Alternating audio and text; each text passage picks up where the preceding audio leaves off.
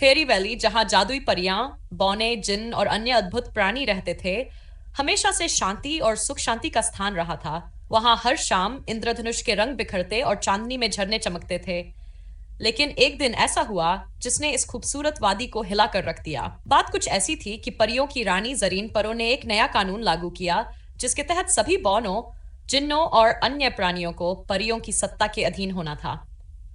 इस फैसले से फेरी वैली में असंतोष फैल गया, क्योंकि बौने और जिन हमेशा से स्वतंत्रता के समर्थक थे और किसी के नियंत्रण में नहीं रह सकते थे। धीरे धीरे नाराजगी बढ़ने लगी। एक दिन बौनों के सरदार लंबो ने सभी असंतुष्ट प्राणियों को इकट्ठा किया और कहा, हमें अपनी स्वतंत्रता की रक्षा के लिए कुछ करना होगा। यह फेरी वैली सभी के लिए है, न कि किसी एक के शासन के लिए। यह सुनकर सभी ने सहमति जताई और इस तरह एक बड़ी बगावत की तैयारी शुरू हो गई। उधर परियों ने भी इस संभावित खतरे को भांप लिया और अपनी रक्षा सेना को तैयार कर दिया।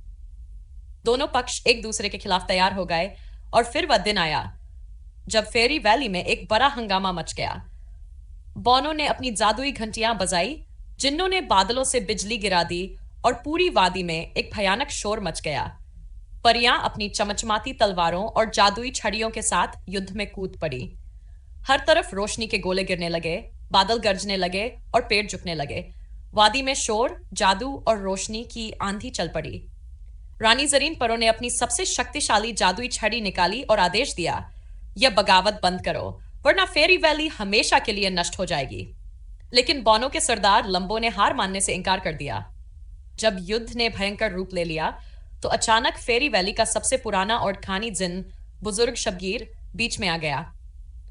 वह एक ऊंची चट्टान पर खड़ा होकर बोला, रुको, क्या तुम सब भूल गए कि यह वादी सभी की है? क्या तुम अपनी ताकत के अहंकार में अपने ही घर को नष्ट करना चाहते हो?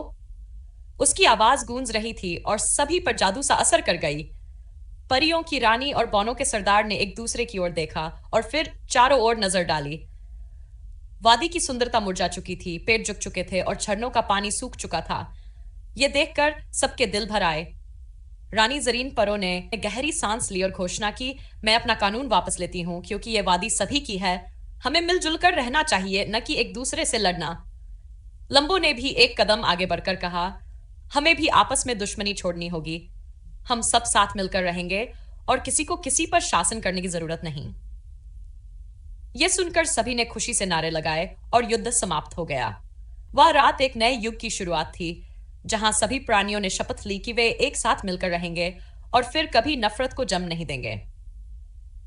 इस तरह फेरी वैली फिर से शांति का स्वर्ग बन गई, जहां इंद्रधनुष के रंग बिखरते, चांदनी में झरने चमकते और सभी प्राणी खुशी खुशी एक साथ रहने लगे।